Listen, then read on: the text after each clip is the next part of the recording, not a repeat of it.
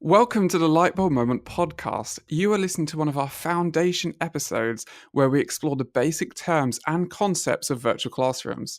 We will refer back to these foundation episodes in our future podcasts. To listen to our regular format, just skip to episode 4. You can find out more at Lightbulbmoment.online.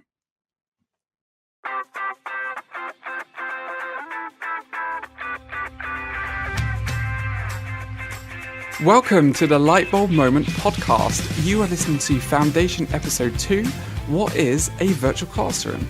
You are here with Mike, I'm your host, and I'm also joined by virtual classroom expert Joe. Say hello, Joe. Hi, everyone. So today we are looking at what a virtual classroom is. Now, quite often we hear what people think a virtual classroom is when they actually have maybe limited knowledge, let's say, of what a virtual classroom is. So in your experience, what do people say to you that they think a virtual classroom is? Well, they often use the term webinar to mean the same thing as a virtual classroom. So that's the first issue for me, is around that really basic terminology. What does that mean? We're starting off already with, these are my issues. These are the issues I have with what people say. Is this not what the podcast is about, my issues? So welcome to the Lightbulb Moment personal therapy session. No. So people often say webinar, which is, to be fair, it's not a bad analogy to start off with. Yeah. If it's my mum, then, webinar's good enough. If you're talking to a learning and development professional, then that's when we need to understand what those nuances and those differences are. So, you're a little bit newer to this world, Mike. You've been working in learning and development and with me for about 18 months in this area. So when you talk to people and you tell them that you work in the area of virtual classrooms, what are some of the things that people think that virtual classrooms are?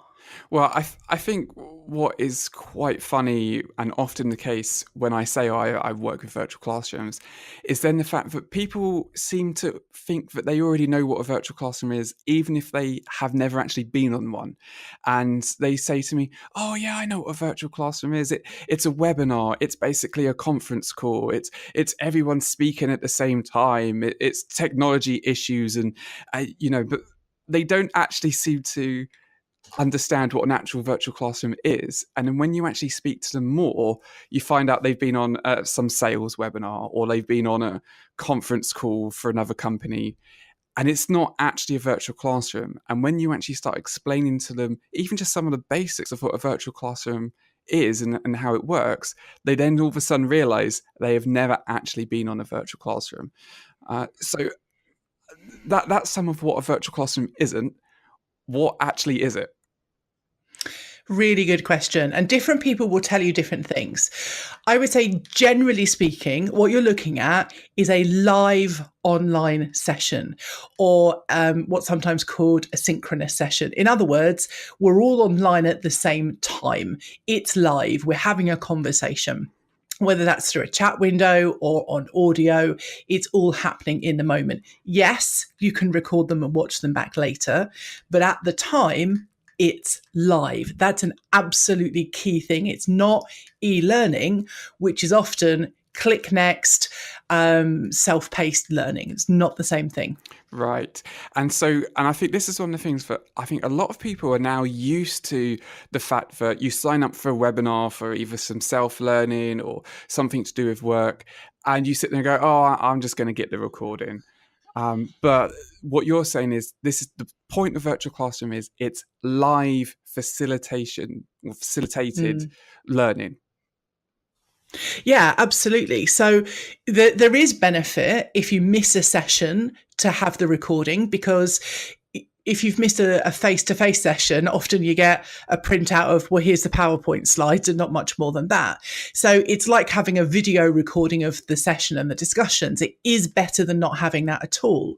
But what you miss out on is when there are questions and discussions, you don't get to ask your question, or you don't get to pose your potential answer so that you can get involved in the thinking a lot more. You don't get to chat to your colleagues or your cohort to learn from them, to network with them, to learn more about them and build relationships. All of that is missing, and you become a bit more voyeuristic if you're watching the recording. So still valuable, but it's the live in the moment interaction and discussion that's the important thing. Okay. And simple question, although with a longer answer, I'm sure. So how does it actually work then? What, technically, how does it work? For someone who has no idea what a virtual classroom is, or thinks it's a webinar, how does this live online aspect work? You've just said that we're going to have discussion, that there's going to be facilitator led, that there's going to be things going on. How does that actually work and come across? So if you imagine the best face-to-face training or classroom session you've ever been to, there would have been a trainer or facilitator usually standing at the front. They might share some slides with you. They might not. And you can share slides in a virtual classroom like you can a webinar. They might have had a flip chart that either they wrote on or you wrote on as a individual or in group activities, and you can do that in a virtual classroom. There might have been discussions where they say, turn to the person next to you and discuss this, or in a small group, here's your activity. And you can do that in a virtual classroom. So actually, any of the great stuff that you've experienced in a face-to-face learning environment, you can do in a virtual classroom. It's just that you log on via a website or via a program or an app on your tablet. You use maybe a headset or the telephone for the talking part. You can type into a chat window, which is an added bonus that you don't have in a face-to-face classroom. And everything else is just an electronic version of what you would do face-to-face. Okay, and so this is then coined as this virtual instructor-led training then. And what are some of the terms? Because as you said at the start of this, people think webinar, there are lots of different terms and things being thrown around. You're the expert. Explain some of this to us. So with a webinar, it can use the same or a similar platform as a virtual classroom. And when we run our webinars, we run it in exactly the same platform as our virtual classroom. And sorry, just to jump in here. So platform is the software that you're connecting into and using. Okay. Yeah. So a social media platform is Twitter or Facebook or LinkedIn. So it's just your program that you're using. And a webinar is often public, but not always. It can be sales and marketing, but not always. The key thing for me with a webinar is the number of people you have on it. And that could be 10 or 20 people, but actually it's more likely to be 50 or 100 or 500 or 5,000. And therefore the name webinar comes from web seminar. So it's much more lecture style delivery. Yes, you can have interaction. You can have amazing webinars, but you don't have the individual interaction because a virtual classroom by its nature has less people in it. Okay. And so what we're then focusing on is the fact that, so this virtual classroom, less people, more interaction, activities, so that people are actually going to learn, basically, rather than just be lectured at and hope that they walk away with some of that information. Is that what I'm getting? Yeah, and lecture, I don't want to give lecture too much of a bad name because you can have an amazing lecture, you can learn loads from it, but that's just one style of education. What we're looking at here with the virtual classroom is much more learner-centered. So it's not about me, it's all about the people in the classroom. It's all about the activities and the discussions that they do. And I end up saying a lot of, when I'm training this topic, what could they be saying or doing rather than me saying or doing? So it's less about me lecturing or delivering that and more about them discovering and experiencing things. And what we're looking at now then is, how does this then either change the attendee's perspective? So an attendee, rather than being in a face-to-face session, how does their role change, or what impacts them being in a virtual classroom? What is different? So in some ways, nothing is different because their role is still to be a learner, although there can be conversation around should we call people learners, but their role is still to attend a session, involve themselves in the discussion and activities, hopefully learn something, and to be able to take that away and actually perform that in the workplace later. So, in that sense, it's the same as any other good face to face session. What is slightly different is the environment. No longer are they having to travel, whether that's 5 minutes or 55 hours, to the location.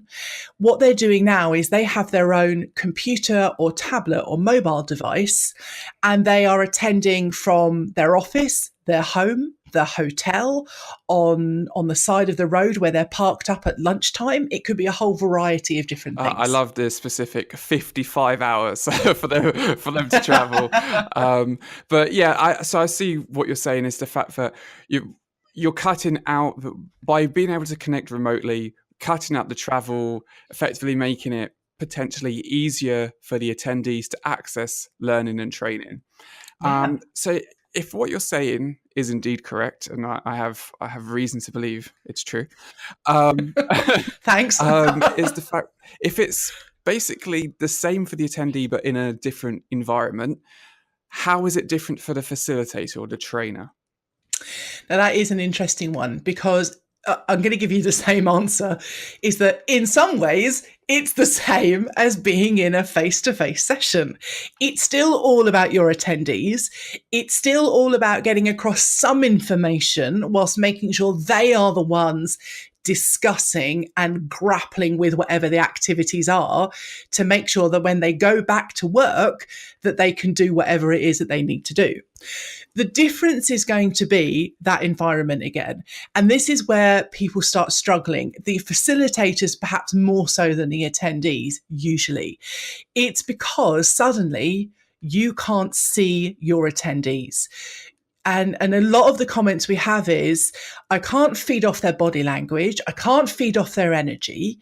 I can't see that they are paying attention. I can't see if they've got a problem. And that whole thing about looking around the room and reading the room, people feel they cannot do in a virtual classroom unless you've got webcams on everybody all the time, which isn't always the best way and the answer to do things. And this is kind of understandable, because a lot of what makes people go into training or becoming teachers is the fact that they can maybe read these situations, and they've got some kind of skill and empathy and understanding to be able to do that. And effectively, I guess the first gut-wrenching thought is, I now lose kind of, I guess, like that special power when they go into this online environment. Yeah. So, I mean, what kind of skills do they need? Different skills? Is it adjusting those skills? How does this work?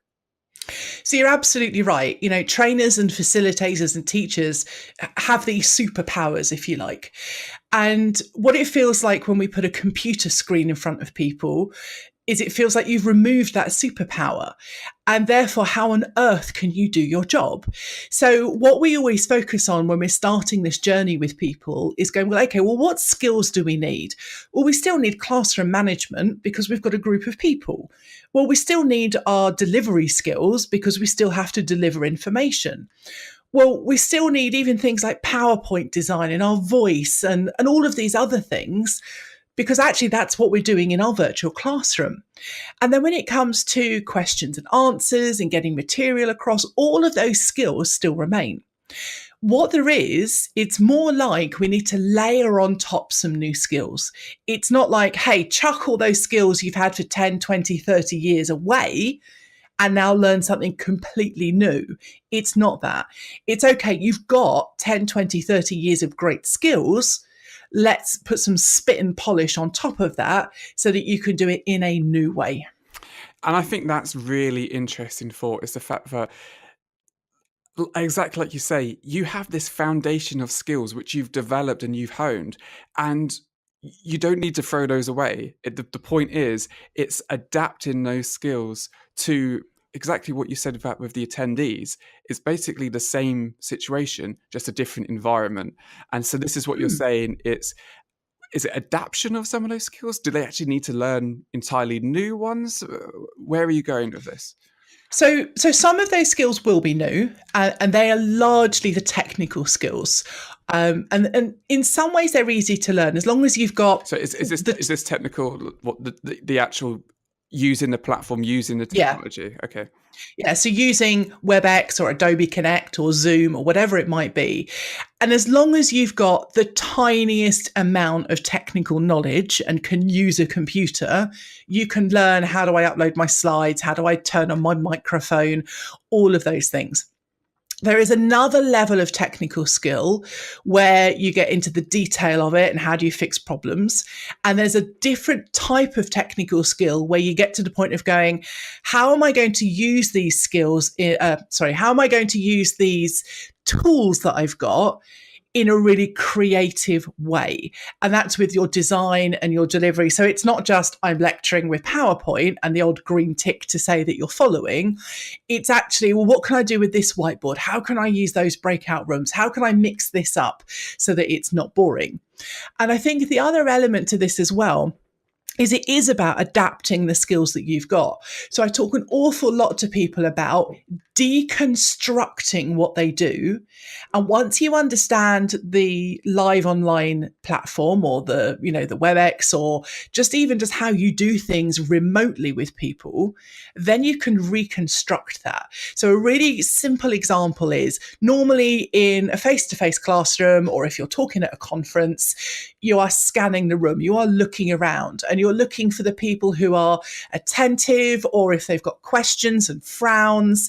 And you can adjust your pace, your language, your explanations. You can see if somebody wants to say something and go, hey, Bob, what are you thinking?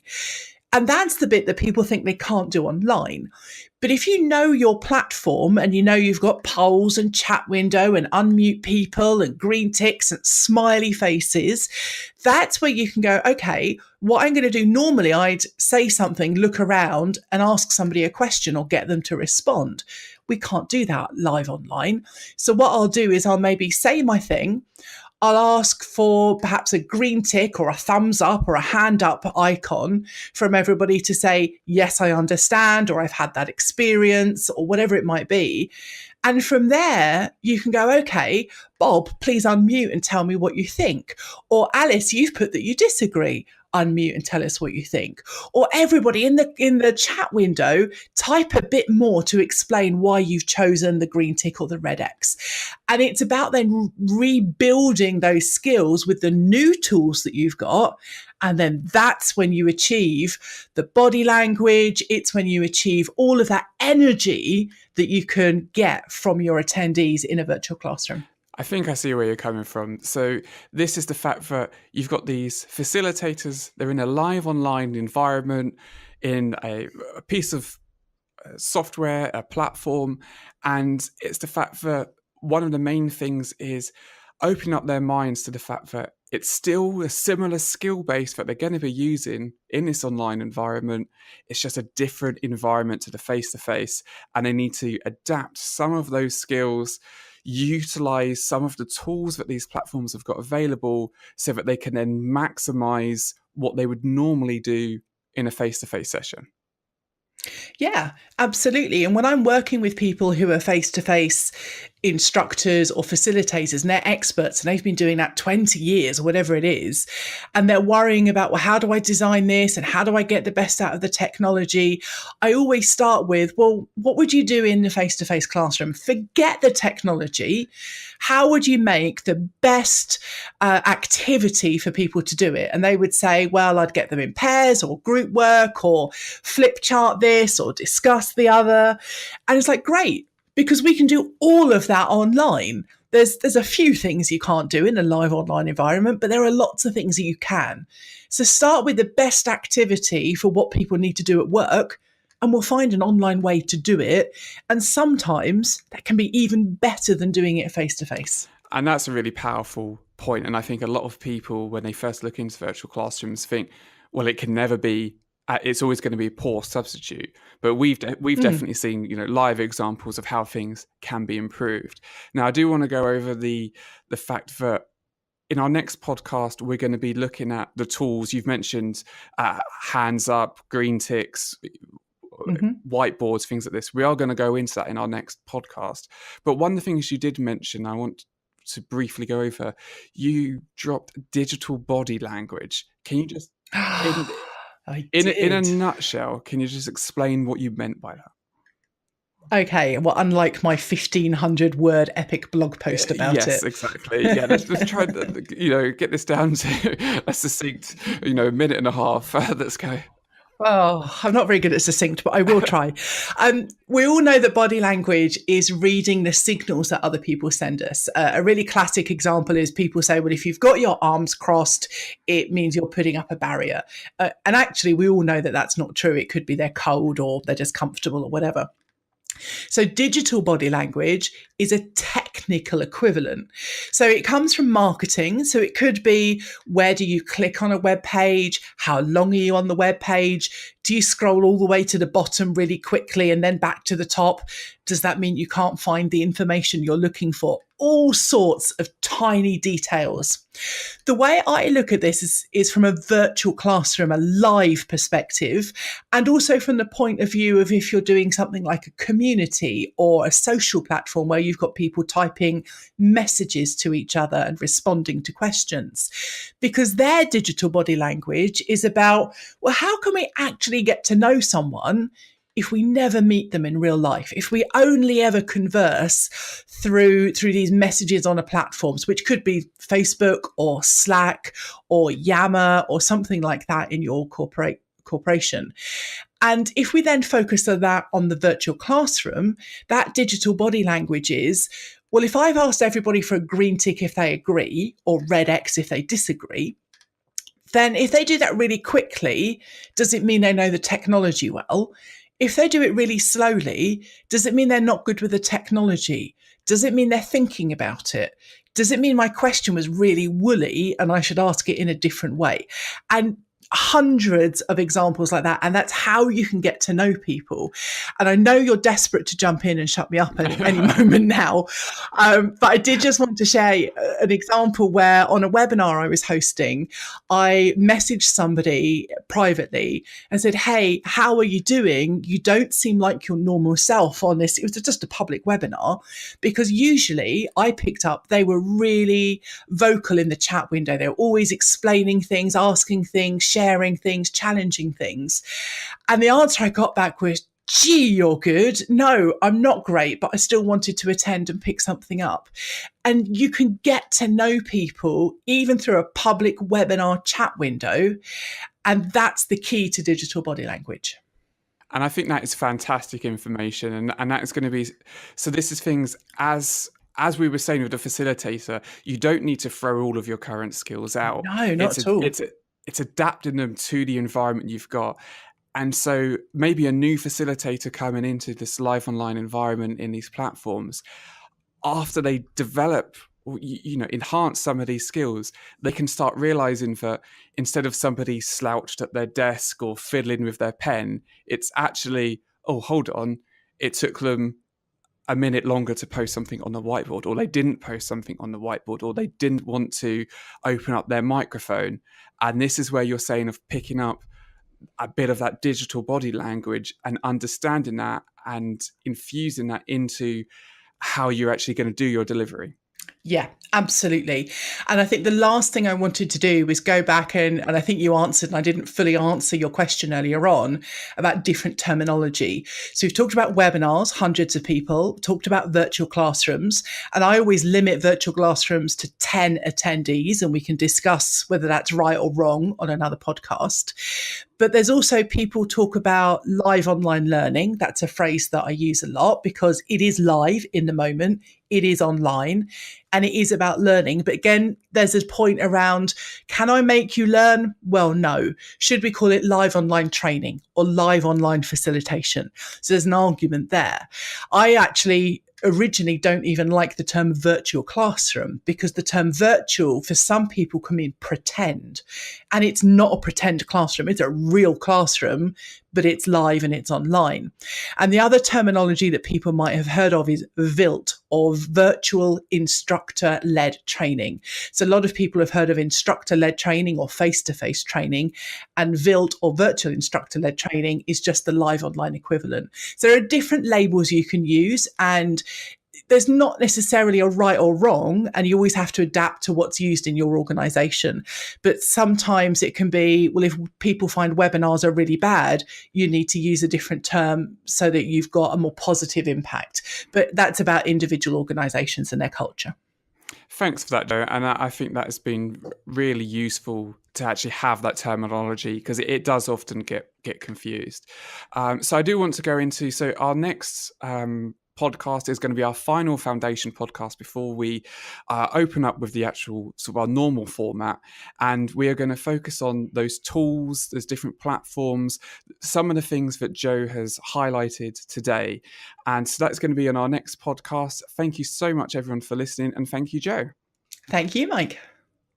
Thank you for listening. We really hope you enjoyed it and look forward to your feedback and your comments.